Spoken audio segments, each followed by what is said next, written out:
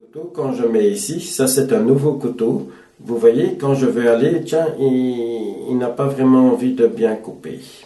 Ok. Donc c'est un couteau qui est tout à fait nouveau. D'accord? Donc ici. Bon, maintenant, qu'est-ce qu'il faut savoir? Vous voyez sur le dos du couteau, c'est très épais. Très épais, ça veut dire que la pointe, elle est très épaisse. Donc, on devra enlever beaucoup de métal ici pour aiguiser la pointe. Donc, qu'est-ce qu'on va faire? On va d'abord travailler sur le dos. Une fois que le dos est fait, on va faire sur le tranchant. Bon, regardez maintenant donc comment est-ce que je vais l'abîmer. Donc, avec le couteau, on coupe comme ça ici. D'accord? Hein, je fais des bêtises. Par exemple, est-ce que vous n'avez jamais fait tomber un couteau? Par exemple, on le laisse tomber ici. D'accord? Donc, je fais ici. Hein, par exemple, je vais recommencer à couper avec. Quand vous allez regarder, par exemple, le tranchant, vous voyez comment il brille? Hein, vous voyez comment il brille? Vous voyez qu'il y a les coups là-dedans. Vous voyez? Donc ici, hein, donc j'ai bien abîmé le couteau. Hein, donc par exemple, l'idée derrière, hein, par exemple si je veux faire comme ça ici, que je laisse aller, vous voyez qu'il n'a pas envie de couper, bien qu'il coupe encore un petit peu parce que je bouge très beaucoup. Par exemple ici dans la tomate, quand je fais aller, voilà, il ne peut pas, il ne va pas rentrer dans la tomate parce que la peau est résistante. Bon. Maintenant, comment est-ce qu'on va s'y prendre? Donc, je vais d'abord sur le dos. Donc, à l'extrémité, je prends le couteau, le système couteau du Z-Sharp Multi, et je vais commencer à aiguiser simplement l'extrémité. Vous voyez comment que je m'y prends? C'est simplement pour émincir l'extrémité de la pointe, puis je tourne et je vais simplement travailler l'extrémité pour faire la pointe. Ça, c'est la première chose. Par exemple, quand je fais ça ici et que vous voyez qu'il coupe déjà, hein, vous voyez ici qu'il a déjà envie de couper, mais je vais encore faire un tout petit peu pour simplement bien montrer comment, avec une facilité, on peut refaire un tranchant. Hein, donc ici, par exemple, je vais refaire avec, voilà, maintenant il coupe raisonnablement. Donc ici, maintenant, la prochaine étape, qu'est-ce que je vais faire? Donc vous voyez qu'il brille toujours. Donc ici, je vais mettre comme ça, et je vais simplement, donc de la pointe au manche. Je vais passer quelques mouvements.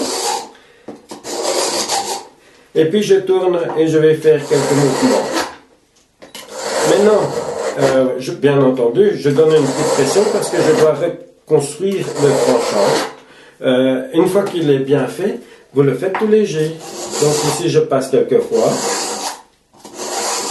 Je tourne, je fais quelques fois comme ça ici.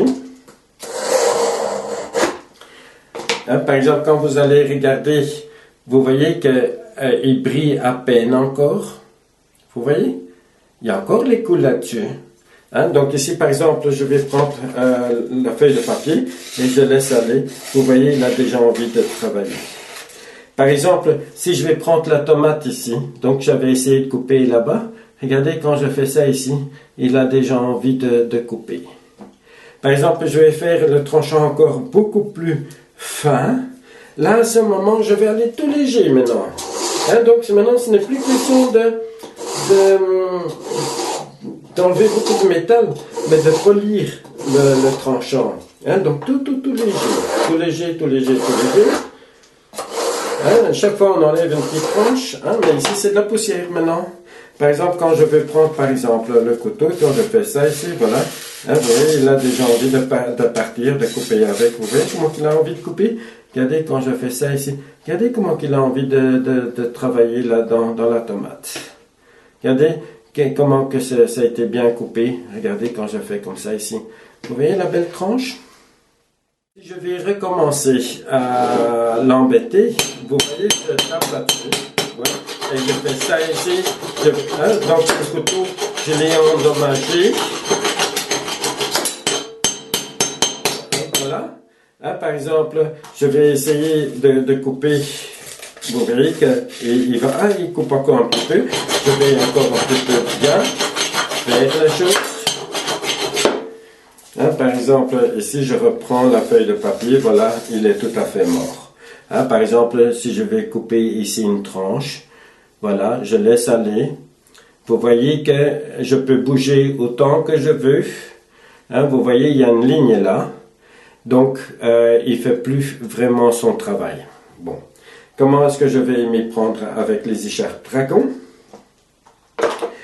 Ici, c'est de nouveau la même chose, mais je ne dois plus faire ce geste. Pourquoi? Je l'ai déjà fait une fois avec les écharpes multi. Donc, je vais d'abord aiguiser. Donc, comment est-ce que je vais m'y prendre? Donc, vous voyez comment que le couteau il est abîmé. D'accord? Donc, vous voyez qu'il brille et qu'il y a les petits coups là-dedans. Vous voyez? Donc, ici, comment est-ce que je vais faire? Je mets le couteau comme ça. Donc, l'aiguisoir, le principe, vous mettez en angle droit. Quand je bouge un petit peu, c'est à ce moment qu'il va se mettre en biais et que je vais donner une pression avec mon index. Et c'est mon index qui fait que je vais aiguiser. Donc, comment est-ce que je fais? Je mets comme ça ici. Et je suis parti, j'aiguise. Donc, j'essaye de rester le plus loin possible du couteau. Maintenant, je dois travailler un peu plus. Parce qu'ici, je ne peux absolument pas mettre de force. Avec le multi, on peut mettre une petite pression. Donc ici, je vais tourner, je vais faire dans l'autre direction.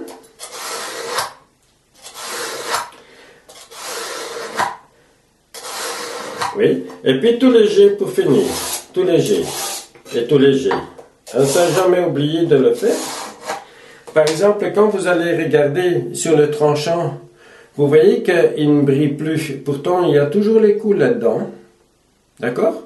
Donc ici, par exemple, si je reprends le couteau que je laisse aller, vous voyez, il a déjà envie de couper. Par exemple, si je mets comme ça ici là-dedans et que je bouge, il a déjà envie de couper. Et vous voyez, je n'emploie pas de force du tout. Hein? Donc, le couteau, en 1, 2, 3, on peut le revoir. Et ce qui est intéressant, vraiment, si vous avez des beaux couteaux, vous voyez, on n'a pas rayé le couteau.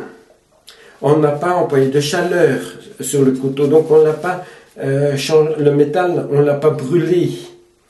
Hein, si on met sur une pierre qui tourne, on risque de bien brûler le couteau et de rayer le couteau. Qu'est-ce qu'on arrive à faire? Voilà, on va couper un morceau de fer. Hein, on va essayer dans le jardin. On va jamais aller chercher dans le garage une tenaille pour couper un petit fil de fer. En général, on emploie le sécateur pour faire ces choses-là. Et puis, à un certain moment, quand on veut couper, il ne va plus vraiment faire son histoire. Vous voyez ce qui arrive quand je fais ça ici? Vous voyez ce qu'il arrive quand je coupe avec? Vous voyez que je vais abîmer la branche. Et ça, c'est vraiment dommage pour le sécateur et surtout dommage pour la branche. Bon. Maintenant, comment est-ce que je vais m'y prendre? Vous savez, vous avez besoin des écharpes X-Ra. Donc, c'est ceux-là ici. Vous voyez, les écharpes X-Ra. Ce que vous devez savoir, ça, c'est une surface plate. Et à l'extrémité, doit être le début du tranchant. Donc, c'est plat, ça doit rester plat. Ça, c'est la condition. Mais le problème, c'est que maintenant, du fait que j'ai coupé comme ça sur de la ferraille, hein, sur le tournevis, donc j'ai endommagé le tranchant, je l'ai arrondi. Donc ici, comment est-ce que je vais aiguiser? Je vais d'abord aiguiser comme ça ici. Et puis, je reviens sur mes pas. Donc, comment est-ce que je fais? Je vais mettre donc en angle droit, par exemple, un petit peu en biais, comme ça. Je vais aiguiser quelques fois comme ça. Et puis, j'aiguise quelques fois comme ça ici. Donc, toujours quelques fois comme ça, quelques fois comme ça. Toujours dans les deux directions. Donc, comment est-ce que je vais m'y prendre? Je prends comme ça ici. Je vais aiguiser. Et je reviens sur mes pas. je vais aiguiser, je reviens sur mes pas. Hein, donc ici, quand vous allez voir, vous allez commencer à voir que ça commence à briller, hein, du fait que vous allez gratter du métal comme ça. Et quand vous allez toucher ici, vous allez sentir qu'il y a une petite bavure. Hein, donc on enlève du métal, le métal il va casser n'importe comment, donc vous aurez une bavure là, vous allez la sentir. Et maintenant, qu'est-ce que je vais faire? À plat, un petit angle, et je vais enlever cette bavure, mais toujours dans les deux directions, à la condition de rester plat ici. D'accord? Donc ça doit rester plat. Donc on travaille toujours sur une table. Je mets comme ça ici, un petit angle, et à plat, j'enlève cette bavure. Donc je passe quelques fois comme ça, je reviens dans l'autre direction. D'accord? Donc dans l'autre direction. Donc ici c'est vraiment délicat. Hein, donc vraiment, par exemple quand vous allez voir, j'ai enlevé ici, c'est tout plat, vous pouvez sentir, hein, il n'y a plus de bavure. Quand vous allez sentir comme ça, vous allez sentir qu'il y a un super tranchant. Par exemple, si je vais prendre une feuille de papier et faire le test, s'il coupe net dans le papier, vous savez que vous pouvez déjà commencer à couper dans le bois ou même pour les rosiers, etc. Donc quand je vais couper avec, vous voyez, il n'est pas encore à 100%. Hein? Donc je dois encore refaire quelques fois. Donc ici, je vais recommencer. C'est que quand j'ai aiguisé, sans doute, mon sécateur n'était pas à 100% sec. Donc je recommence. Je reviens sur mes pas. Puis, je refais ici.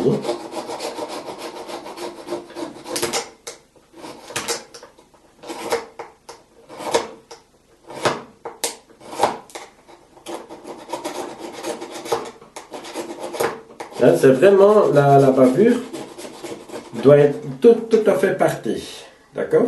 Donc ici, je refais un petit test. Voilà, il coupe toujours dans le papier. Maintenant, quand je vais aller et que je coupe avec, vous voyez, voilà, j'ai déjà recommencé. Hein? Vous voyez comment que je peux commencer à couper avec. En 1, 2, 3, il est reparti. Vous voyez comment que il est bien coupé.